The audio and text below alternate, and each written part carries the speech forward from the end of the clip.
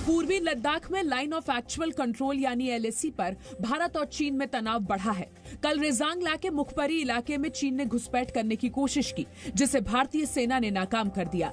घुसपैठ में नाकाम होने पर समझौते का उल्लंघन करते हुए चीन के सैनिकों ने फायरिंग की। इसके बाद चीन के विदेश मंत्रालय ने भारत पर झूठा आरोप लगाते हुए धमकी दी। 印军在行动中悍然对前出交涉的中国边防部队巡逻人员 भारतीय सेना ने बयान जारी कर चीन को जवाब देते हुए कहा कि भारतीय सेना ने किसी भी स्तर पर एलएसी पार नहीं की और फायरिंग समेत कोई भी आक्रामक कार्रवाई नहीं की। 7 सितंबर 2020 को पीएलए ने भारत के फॉरवर्ड पोस्ट पर घुसपैठ की कोशिश की। भारतीय सेना ने जब चीन की घुसपैठ की कोशिश को रोका तो चीन के सैनिकों ने उकसाने के लिए हवा में कुछ राउंड फायरिंग की। चीन के उकसावे के बावजूद भारतीय सैनिकों ने संयम बरता और जिम्मेदारी निभाई। एलएसी की कुछ पोस्ट पर चीन के सैनिक नजर आए, जिनके हाथों में रॉड और नुकीले हथियार दिखाई दे रहे हैं। भारतीय सेना ने चुशूल के इलाकों में अपनी स्थिति को और मजबूत किया है। सूत्रों के हवाले से यह खबर है कि जिन चोटियों पर सेना ने कब्जा जमाया है, उसके आसपास कटीले तार बिछाए गए हैं, जिससे चीन की सेना को करीब आने से रोका जा सके। अरुणाचल प्रदेश से गायब 5 युवक चीन के क्षेत्र में मिले हैं। इसकी पुष्टि खुद चीन की सेना ने की है। केंद्रीय मंत्री किरण रिजिजू ने आज ट्वीट कर इस बात की जानकारी दी। किरण रिजिजू ने कहा है कि चीनी सेना ने भारतीय सेना द्वारा भेजे गए हॉटलाइन संदेश का जवाब दिया है। चीनी सेना ने पुष्टि की है कि अरुणाचल प्रदेश से लापता हुए युवक उनके क्षेत्र में पाए गए हैं। युवकों को सौंपने की प्रक्रिया चल रही है।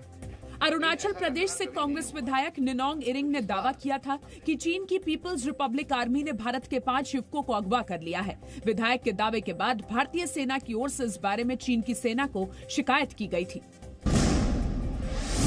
एक्टर सुशांत सिंह राजपूत की मौत के 86 दिन बाद ड्रग्स केस में आरोपी रिया चक्रवर्ती को एनसीबी ने आज गिरफ्तार कर लिया है। गिरफ्तारी के बाद रिया चक्रवर्ती का मुंबई के सायन अस्पताल में मेडिकल कराया गया, जहां उनकी कोरोना रिपोर्ट नेगेटिव आई है। एनसीबी ने साफ कर दिया है कि वो रिया की जमानत का विरोध करेंगे और उनके पास रिया के खिलाफ ठोस सबूत है। जो इन्फॉर्मेशन हमें चाहिए थी, जो हम बातचीत करना चाह रहे थे, जो पूछताछ करना चाह रहे थे, वो हम अच्छी तरह से कर पाए हैं। और वो जो व्यक्ति हमारे पास पहले से है, वो भी कल सुबह वापस मेडिकल के बाद न्यायालय में प्रस्तुत किए जाएंगे। इसलिए हमें कस्टडी की कोई जरूरत नहीं है। It's a conscious decision.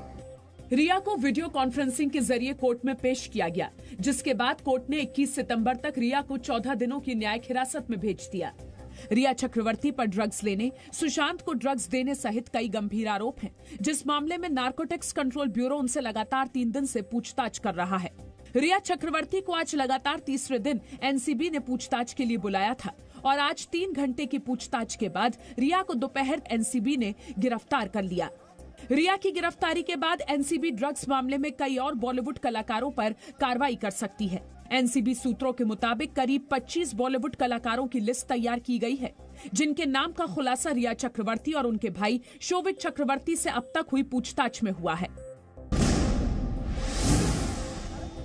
रिया चक्रवर्ती की गिरफ्तारी पर सुशांत की बहन श्वेता सिंह कीर्ति ने प्रतिक्रिया देते हुए ट्वीट करके कहा, भगवान हमारे साथ हैं।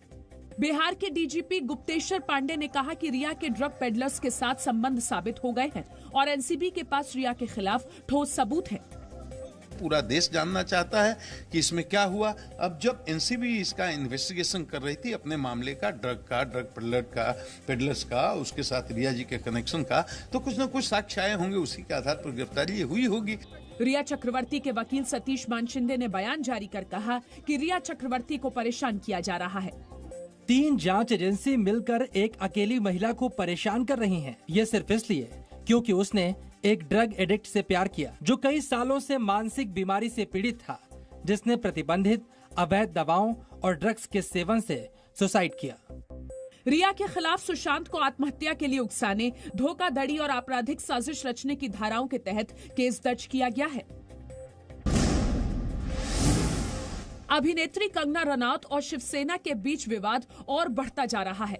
महाराष्ट्र के गृह मंत्री अनिल देशमुख ने कहा कि कंगना के ड्रग्स लेने की जांच की जाएगी। इसके लिए शेखर सुमन के बेटे अध्ययन सुमन के इंटरव्यू को आधार बनाया गया है। शिवसेना ने कंगना के खिलाफ ठाणे पुलिस स्टेशन में भी शिकायत दर्ज कराई है। शेखर सुमन का जो लड़का है अध्ययन सुमन, इनकी दोस्ती थी।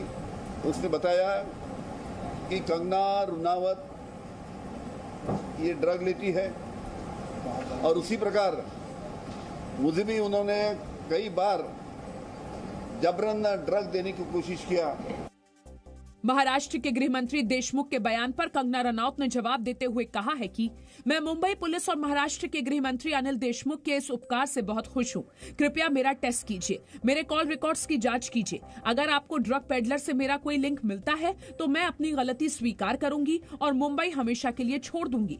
आपसे मिलने का इंतजार है।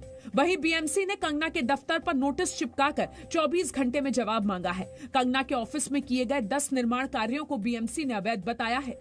केंद्र से मिली वाई कैटेगरी की सुरक्षा के साथ कंगना 9 सितंबर को मुंबई पहुंचेंगी।